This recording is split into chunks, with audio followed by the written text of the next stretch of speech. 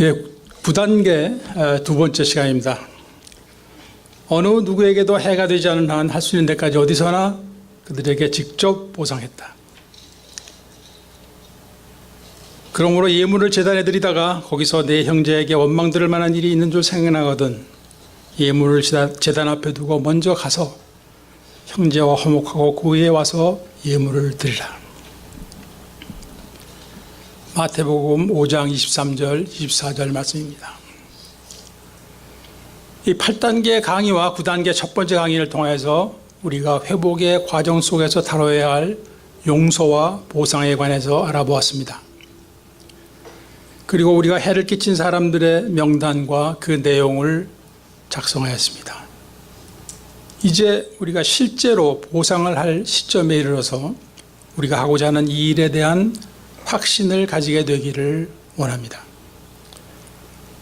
보상에 관한 하나님의 말씀 가운데서 민수기 5장 5절로 7절까지의 말씀을 보시겠습니다. 여호와께서 또 모세에게 일러 가라사대 이스라엘 자손에 이르라 남자나 여자나 사람들이 범하는 죄를 범하여 여호와께 패역하여 그 몸에 죄를 얻거든 그 지은 죄를 자복하고 그 죄값을 온전히 갚되 5분의 1을 더하여 그가 죄를 얻었던 그 본주에게 돌려줄 것이요. 이 말씀 가운데 패역이라는 단어가 나옵니다. 이 단어의 뜻은 우리가 여호와께 반역함으로 죄를 지었다는 말씀입니다. 무슨 뜻입니까? 우리 하나님께서는 사람들 사이에서 서로 주고받고 있는 이 죄들도 우리가 하나님께 직접 대항하며 지은 죄로 여기신다는 말씀이에요. 그리고 하나님께서 7절 말씀을 통하여 이 문제의 해결책을 말씀하십니다. 그 지은 죄를 자복하고. 자복이라는 단어는 영어로 confess라고 할 수 있는데요. 공개적으로 사람들과 하나님 앞에서 자신의 죄를 통회하는 상태라고 할 수 있습니다. 여러분, AA가 처음 시작될 때 옥스퍼드 그룹이라는 크리스천 무브먼트의 영향을 받은 것은 잘 알려진 사실입니다. 그들이 예배드리는 곳에서는 자신이 지은 그 어떤 죄도 회중들 앞에서 정직하게 공개적으로 고백하고 함께 기도하였습니다. 내가 해야 될 짓을 하고 하지 못할 짓은 하지 말아야 되는데 여러분 뭔지 아시죠? 하지 못할 짓을 하는 거. 그것을 회중들 앞에서 공개적으로 자기가 말을 하고 기도를 같이 했다 이 말이에요. 그 흔적이 현재 AA, NA 등 12스텝 프로그램에서 쉐어하는 형태로 남아 있습니다. 그래서 우리가 진정으로 자신의 잘못을 인정하고 뉘우치는 과정이 없이는 물질적인 손해배상만 하는 것은 참된 회개라고 할 수가 없습니다. 그러므로 자신의 잘못을 깨달은 사람은 그 잘못에 대한 대가를 상대방에게 진심으로 사과하며 갚을 수 있어야 합니다. 그래서 이 판결은, 하나님의 이 판결은 그 죄값을 온전히 갚되 거기에 5분의 1을 더하라는 명령입니다. 이 5분의 1은 이자가 아니고 진정한 참회의 표시라고 할 수 있습니다. 그래서 8단계 마지막 강의에서 말씀드린 삭개오 기억나십니까? 그 사람은 진정으로 자신의 죄를 회개하고 보상을 한 사람인 것입니다. 보상이라는 단어는 원래 주인에게 돌려주는 것을 의미합니다. 영어 성경에는 restitution이라고 되어 있는데요. 저는 이 restitution이라는 단어로 인해서 기억나는 것이 하나 있습니다. 우리가 영어로 된 A의 빅북을 보면은 알코올 중독에서 회복된 사람들의 그 개인 경험담이 나오죠. 개인 경험담. 그 중에서 아주 초창기 AA 파이오니들이 한 이야기가 12편이 실려 있습니다. 그 중에 많은 사람들이 AA 모임이 최초로 시작되었던 에크론이나 클리블랜드 지역에서 모임에 참여했던 경험들을 말하고 있습니다. 그 시절에는 가정집을 돌아다니면서 모임을 하던 시절입니다. 몇 명의 중독자와 그의 배우자들이 함께 참석하였습니다. 물론 그때는 빅북이나 12단계도 없었고 소책자도 없었습니다. 몇 개의 기독교 신앙 팜플렛이 전부였습니다. 모임은 1시간 정도 계속되었고 그 후에는 모두 부엌 근처에 모여서 커피와 도넛을 나누면서 새벽까지 이야기를 나누었다고 합니다. 이 장면이 생각나시는 분 여기 앉아 계시는데 옛날 우리 집에서 가졌던 구역예배의 모습과 비슷합니다. 저는 그때 이런 것은 전혀 몰랐어요. 그런 히스토리가 있다는 것을 하고 보니까 똑같이 했더라고요. 그 모임의 창시자 중에 한 사람인 이 닥터 밥은 새로운 사람이 나타나면 그 사람을 앞에 앉혀놓고 당시 6단계로 되어 있었던 단계들을 몇 시간에 걸쳐서 열심히 설명해 주었고 함께 기도하였습니다. 닥터 밥은 기독교 신앙을 아주 중요하게 생각하고 있었고 많은 초창기 멤버들이 그로 인하여 큰 혜택을 입었음을 빅북에 기록하고 있습니다. AA 초창기의 6단계의 내용은 AA 빅북의 He Sold Himself Short 이라는 제목의 개인 경험담에서 발췌한 것입니다. 첫 번째가 Complete Deflation. 중독자가 회복이 되기 위해서 제일 먼저 해야 되는 작업이 바로 이 교만의 풍선에서 바람을 완전히 빼버리는 일인 것입니다. 현재 1단계와 2단계에 해당됩니다. 수없이 재발을 하고 또 죽을 고비도 몇 차례 넘기고도 깨닫지를 못한 채 아직도 이 교만으로 팽팽하게 부풀어 있는 사람이 우리들 가운데에도 종종 있습니다. 우리는 정말 정직하게 자기 자신의 모습을 바라볼 수 있어야 합니다. 둘째로 성령님께 전적으로 의지하며 인도하심을 받아야 한다는 것입니다. 이것은 현재의 3단계와 11단계에 해당하는 부분입니다. 세 번째 Moral Inventory 4단계입니다. 4단계 해보신 분 다 아시죠? 네 번째 Confession 5단계와 10단계입니다. 다섯 번째 Restitution 6, 7, 8, 9단계입니다. 여섯 번째 Continue Work with Other Alcoholics 이것은 12번째 단계입니다. 이 내용들은 초창기 멤버들이 참여하고 있었던 신앙단체인 옥스퍼드 그룹의 기본 방침에서 유래되었습니다. 그 기본 방침은 이러합니다. 현재 AA의 12스텝과 연관해서 들어보시기 바랍니다. 첫째, 인간은 모두 죄인이다. 둘째, 인간은 변화될 수 있다. 셋째, 자신의 죄에 대한 고백이 변화의 시작이다. 넷째, 구원받은 영혼은 하나님과 교통할 수 있다. 다섯째, 기적은 지금도 일어나고 있다. 여섯째, 변화받은 사람은 다른 사람의 변화를 위해서 일한다. 우리는 모두 변화될 수 있습니다. 아이고 저 인간은 안 돼. 도저히 안 돼. 그러한 사람도 변화됩니다. 그러니까 기적은 지금도 일어나고 있는 것입니다. 장님이 눈을 뜨고 안진뱅이가 일어서는 것만이 기적이 아닙니다. 완전히 망가져버린 중독자가 모든 것을 끊고 새 사람이 되는 것도 기적 중에 기적입니다. 그런데 이것을 내 힘으로만 이루려고 할 때는 기적이 잘 일어나지 않는 것입니다. 당연하죠. 또 이 변화에 대한 간절한 소망을 잃어버렸기 때문에 기적이 없습니다. 처음에는 간절했는데 시간이 흐르면서 점점 덜 간절해져. 그러니까 우리는 어떻게 돼요? 옛날로 다시 돌아가는 거예요. 기적은 우리가 변화되기를 간절히 소원하게 되고 또 우리들의 영이 하나님과 교통하게 되며 그리고 먼저 변화받은 사람이 다른 사람들의 변화를 위해서 움직일 때 일어나게 되는 것입니다.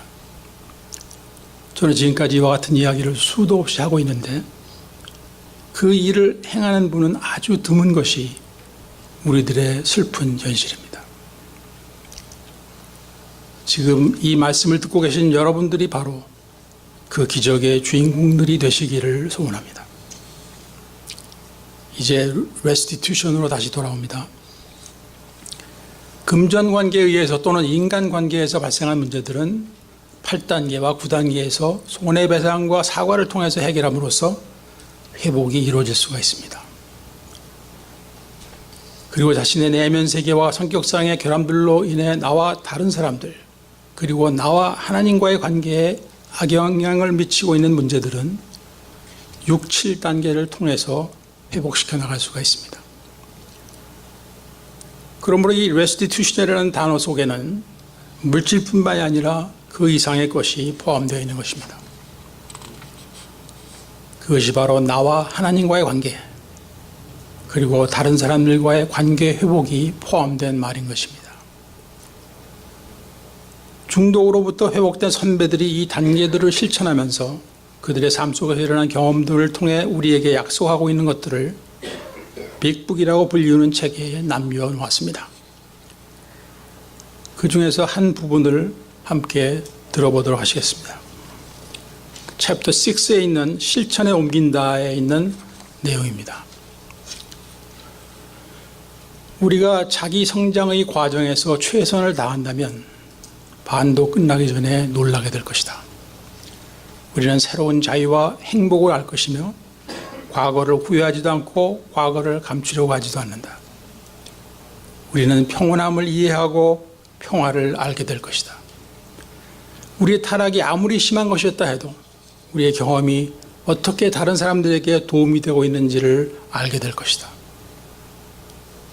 나는 쓸모가 없다는 느낌이나 자기 연민은 사라질 것이다. 이기적인 일에는 관심이 없어지고 동료들에게 관심을 갖게 될 것이며 자기 중심주의는 사라질 것이다. 삶에 대한 우리의 전반적인 태도와 관점이 바뀔 것이다. 사람들과 경제적인 불안에 대한 두려움이 우리를 떠날 것이다. 과거에 우리를 괴롭혔던 것들을 즉각적으로 어떻게 처리할 것인가를 알게 되고 스스로를 위해 하지 못했던 것을 하나님께서 해주시고 계시다는 것을 갑자기 깨달을 것이다. 이런 일들은 터무니없는 약속인가? 우리는 그렇게 생각하지 않는다. 우리 사이에서 이루어지고 있다. 때로는 급속히, 때로는 천천히 그것을 위해 노력하면 항상 이루어질 것이다. 사랑하는 여러분, 우리에게는 하나님의 약속의 말씀인 성경이 있고 또 선배 중독자들의 체험에 의한 증거가 있는데 우리는 더 이상 무엇을 기다리고 있는 것입니까? 회복에 필요한 확실한 투자를 시작하게 되시기를 바랍니다. 이제 9단계를 실행하는 구체적인 방법을 말씀드리겠습니다. 첫째로, 직접 보상이 가능할 경우 어떻게 실행할 것인가?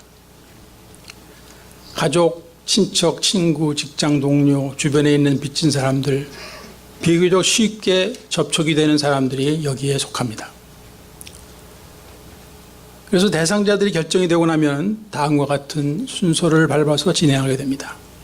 첫 번째는 스폰서와 그 명단을 함께 검토하고 그 중에서도 비교적 쉬운 상대부터 시작을 하는 것입니다. 두 번째는 상대방을 직접 만나기 전에 용서하는 시간을 먼저 가집니다. 그 이유는 지난번 강의 시간에 말씀드렸습니다. 세 번째, 겸손을 구하는 기도를 합니다. 오늘도 겸손을 구하는 기도했죠. 우리는 목이 곧은 상태로 상대방을 만나게 되면 실패할 수 있는 가능성이 높기 때문에 그렇습니다. 그래서 우리는 상대방의 반응이나 또는 그 만남의 결과가 어떻게 나오든지 그대로 수용할 결심을 하고 그 힘을 주시도록 기도하는 것입니다. 네 번째로, 이제 상대방을 만났습니다. 진정한 사과와 함께 용서를 구하는 말을 자신이 직접 하게 됩니다. 그리고 피해에 대한 책임을 질 용의를 구체적으로 표시합니다. 금전이라면 일시불이라든지 또는 나누어서 조만간 시작할 수 있다든지를 말하게 됩니다. 그런데 우리가 조심해야 할 것은 간단하게 이야기해야 된다는 것입니다. 이 상황에서 장황한 설명이나 변명도 하지 않고 또 절대로 이때 상대방을 비난하는 말도 하지 않는 것입니다. 다섯 번째로 무형적인 피해, 즉 물질로 환산하기가 힘든 피해가 있었는지를 물어봅니다. 정신적 고통이나 체면 손상 등이 여기에 속합니다. 돈으로는 환산이 안 되죠, 그죠? 또 나의 어떤 결점들이, 문제점들이 그들을 힘들게 만들었는지도 물어보게 됩니다. 이때 나의 성격상 결함들이 거론될 가능성이 아주 높습니다. 그러니까 마음을 가라앉히고 또 자기 중심적인 생각, 정당화하고 싶은 생각을 접고 열린 마음으로 들을 수 있어야 성공적으로 이 모든 과정을 마칠 수가 있습니다. 이것이 끝나고 나면 지금까지 말해준 것들에 대해 상대방에게 감사하십시오. 여섯 번째로 집으로 돌아와서 하나님께 감사의 기도를 드리십시오. 하나님께서 나의 삶에 관여하고 계시고 또 나를 성장시키고 계심에 대해서 감사하는 것입니다. 일곱 번째로 스폰서의 서포트도 받으십시오. 왜냐하면 많은 경우에 오히려 자신이 상처를 받고 돌아올 수가 있기 때문입니다. 그때 술 마시는 대신에 스폰서와 이야기하는 것이 좋습니다. 다음은 큰 것으로 두 번째,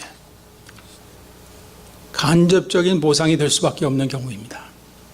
여기에는 어디에 살고 있든지 찾을 수가 없는 사람들 또는 이미 사망한 사람들이 해당됩니다. 이런 경우에는 어떻게 할 것인가? 첫째로 직접적인 보상이 실제로 불가능한 것인지를 다시 한번 정직하게 살펴보아야 합니다. 친구들한테 좀 물어보고 전화 몇 번 해보니까 컨택이 안 돼. 그러면 forget it. 그게 아니에요. 우리가 할 수 있는 한 노력을 해야 됩니다. 두 번째로 스폰서나 다른 선배 중독자와의 대화를 통해서 또 하나님께 기도를 드림으로써 자신의 마음속에 아픔을 표현하십시오. 이 상황도 저는 몇 차례 경험해 본 일입니다. 세 번째로 편지나 전화로 연락이 가능해진 경우에는 실제로 보상할 수 있는 방법을 연구해 보는 것입니다. 네 번째로 이미 사망한 사람들의 경우에는 첫 번째, 해를 끼친 내용에 대해서 기도하며 용서를 구하고 그 다음에는 하나님께 맡겨드리십시오. 두 번째로 편지를 쓸 수 있습니다. 우리가 그 편지를 실제로 매일은 할 수 없지만 편지를 쓰는 과정에서 용서를 구할 수가 있습니다. 그리고 그 편지를 가지고 묘지를 알면 그곳을 방문할 수도 있습니다. 이것도 제가 경험해 본 일입니다. 세 번째로 연고자에게 대신 베풀 수가 있습니다. 예를 들면 그분의 배우자나 자녀들에게입니다. 다섯 번째로 찾을 수가 없는 사람들입니다. 이분들에 대한 보상 방법은 어떤 것들이 있을까요? 첫째로 내 자신이 보다 더 나은 사람이 되는데 최선을 다하는 것입니다. 둘째로 내 자신이 속해 있는 공동체와 지역사회를 섬기는 것입니다.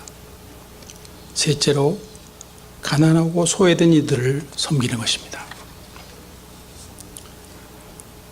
에베소서 4장 28절 말씀 보시겠습니다.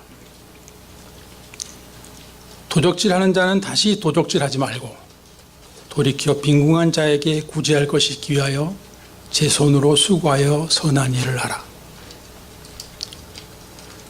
여기서 도적질을 하면 전문적인 도둑만을 말하는 것이 아닙니다. 부당하게 취한 모든 이익을 말하는 것입니다. 그러므로 우리는 정당하게 땀 흘려서 번 돈으로 구제를 해야 하는 것입니다. 지금까지 직접 보상과 간접 보상에 대해서 말씀드렸어요. 셋째로 우리가 보상을 하려고 할 때 그로 인해서 누군가가 해를 입게 되는 경우에 대해서 말씀드리겠습니다. 보상의 과정을 통해서 우리는 반드시 얻게 되는 유익이 있습니다. 과거로부터의 자유함을 얻는 것, 인간관계의 회복, 하나님과의 관계 회복, 죄책감과 수치감의 감소, 자존감의 회복, 그리고 같은 실수를 또다시 반복하는 가능성이 줄어드는 유익이 있습니다. 그러나 이러한 유익에도 불구하고 보상하는 과정에서 상대방이나 제3자가 해를 입는 일이 일어나서는 안 되는 것입니다. 예를 들어 남편이 있는 여인과 가졌던 불륜 행위를 그 사실을 전혀 알지 못하고 있는 그의 남편에게 고백할 것인가? 또 전혀 모르고 있는 아내에게 남편이 갑자기 자신의 부정행위를 고백할 것인가는 신중하게 생각해 보아야 할 내용입니다. 그러나 한 가지 확실한 것은 이제 중독 행위도 중단됐고 또 새 삶을 살기로 작정한 사람들은 이 부정한 관계들도 단칼에 끝내버려야 한다고 생각합니다.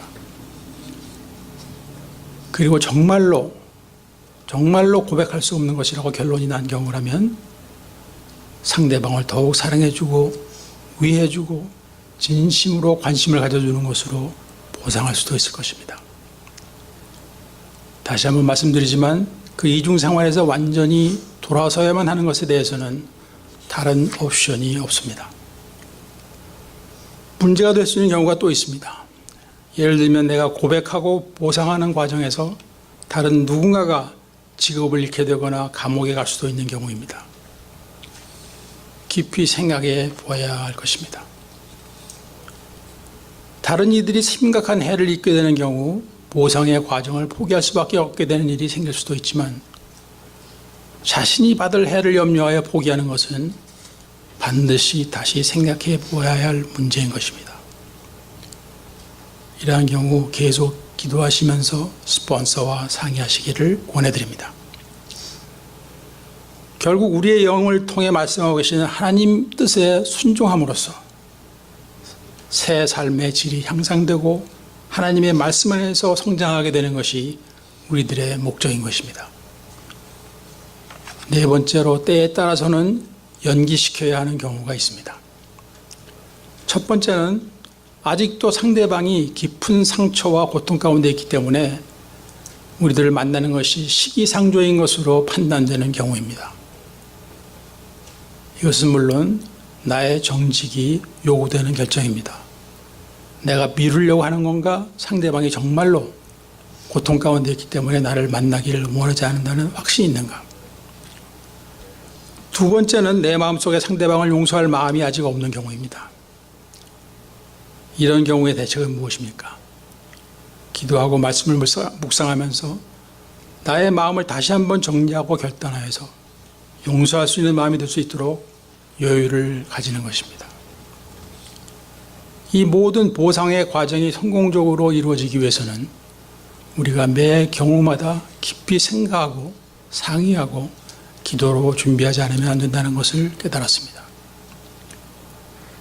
이 과정 속에서 하나님께서는 우리를 돕고 계시며 위로해 주시고 편안하게 하여 주십니다. 그러므로 우리는 지금 올바른 일을 하고 있다는 믿음을 가지게 됨으로써 비굴해지거나 구차한 행동을 할 필요가 없어지게 됩니다. 하나님의 자녀로서 떳떳하게 그러나 사려 깊고 겸손하게 행동해야 할 것입니다. 이제 말씀을 정리합니다. 로마서 13장 8절에서 피차 사랑의 빚 외에는 아무에게든지 아무 빚도 지지 말라. 남을 사랑하는 자는 율법을 다 이루었느니라 라고 말씀하십니다. 그러므로 하나님께서는 우리가 살아가는 가운데 다른 사람들에게 아무런 빚도 지지 말라 하십니다. 그래서 우리는 첫째로 갚지 않고 남아있는 빚이 없도록 해야 합니다. 물질적인 빚은 물론 갚아야 하고 우리가 상처를 주고 모욕을 주었다면 진심으로 사과를 해야 할 것입니다. 누군가가 나를 해친 사람이 있다면 그를 용서하는 것입니다. 우리가 남을 용서하지 못하고 있는 것도 빚이라고 생각해 보신 적 있으신지요? 빚입니다. 둘째로 사랑은 우리가 아무리 갚으려 해도 다 갚을 수가 없는 빚이라고 하나님께서 말씀하시고 계십니다. 사랑은 우리의 영원한 빚입니다. 그리고 이 사랑의 범위는 가족끼리, 믿는 사람들끼리 또는 교회 안에서뿐만이 아니라 어디서든지 누구에게든지도 확장이 되는 것입니다. 우리는 과거에 다른 사람들에게 부담을 주며 해를 끼치면서 살아가던 사람으로부터 변화를 받아 다른 사람들과 또 지극히 작은 자들도 귀하게 여기며 존중하며 좋은 것을 베풀 수 있는 사람들이 되기를 원합니다. 이것은 나의 잘난 것을 보이려고 하거나 내가 얼마나 가지고 있는지를 자랑하는 것도 아닙니다. 우리가 하나님의 사람이라면 다른 이들을 사랑하고 섬기며 주의 나라를 위해, 주의 영광을 위해 나를 내어놓을 수가 있어야 합니다. 이와 같은 것이 회복이라는 큰 메뉴 속에 포함되어 있는 것입니다. 우리가 회복의 공동체 안에서 사랑도 받고 얼마간의 도움도 받고 나서 이제는 더 이상 이곳에서 생길 것이 없을 것 같으니까 내 갈 길을 찾아가겠다고 떠나가는 사람들이 있어요. 그런 사람들은 마치 고급 식당에 가서 따라주는 물 한 잔을 마시고 떠나가는 사람과 마찬가지입니다. 그 뒤에 어떤 진수성찬이 따라 나오는지, 그리고 그날은 모든 것이 무료라는 것도 알지 못한 채 겨우 한 잔의 냉수밖에는 볼 수가 없었기 때문에 떠나가고 마는 것입니다. 우리가 감사할 줄 아는 사람이 되고 또 자신이 받은 대로 다른 사람들에게 돌려주는 일을 하기 위해서 우리가 실제로 발걸음을 뗄 때 어떠한 축복이 우리들을 기다리고 있었는지를 경험하며 놀라시게 될 것입니다. 그런즉 우리는 거하든지 떠나든지 주를 기쁘시게 하는 자가 되기를 힘쓰노라. 사랑하는 길가식구 여러분, 회복은 하나님의 귀하고 아름다운 선물입니다. 한 분도 빠짐없이 받으시고 또 누리시기를 진심으로 바라면서 부단계 강의를 모두 마치겠습니다. 감사합니다.